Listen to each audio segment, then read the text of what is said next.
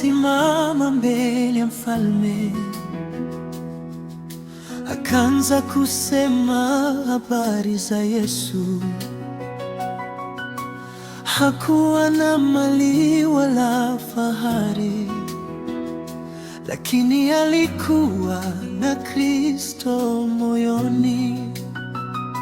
Agripa akaketi, Paulo akasimama, akaeleza yote aliyoyatenda Mungu kuhusu Yesu aliyeteswa na kufa, lakini siku ya tatu akafufuka.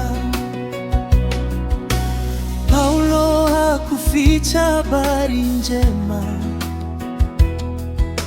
akamtangaza Yesu mbele ya mfalme.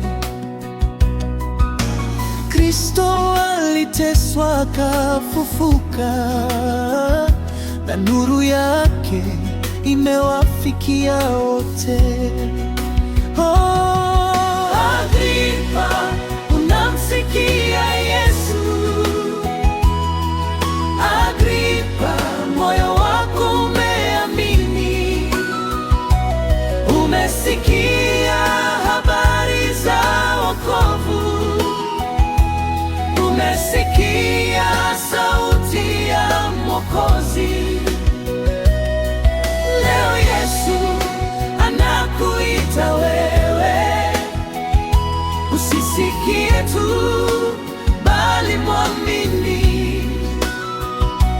Muda wa neema bado upo, fungulie Kristo moyo wako.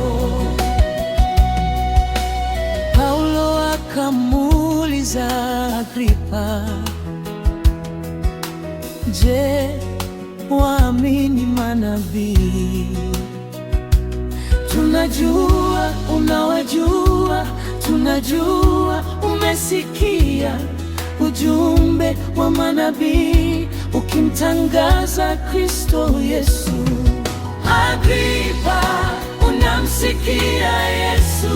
Unamsikia Yesu? Agripa, moyo wako umeamini. Umesikia habari za wokovu. Yesu, umesikia sauti ya Mwokozi. Yeo Yesu anakuita wewe, usisikie tu bali mwamini.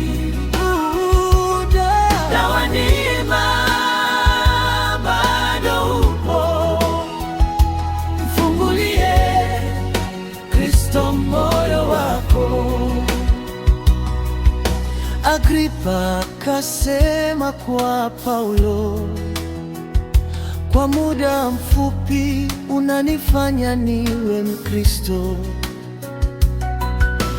Paulo akajibu kwa upendo, namwomba Mungu si wewe tu, bali wote wanaonisikia leo, mwe kama nilivyo mimi katika Kristo. Agripa, unamsikia Yesu? Unamsikia Yesu? Agripa, moyo wako umeamini. Unamsikia umesikia habari za wokovu. Leo Yesu umesikia sauti ya Mwokozi.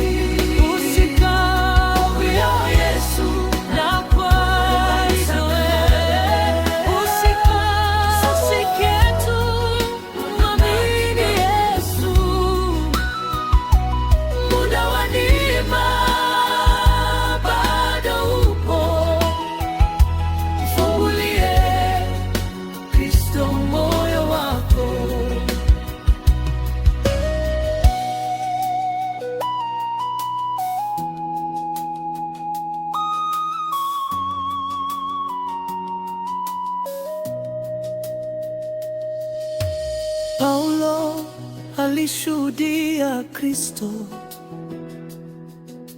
mbele ya mfalme na wakuu. Leo nasi twasema kwa dunia, Yesu ni Mwokozi wa wanadamu.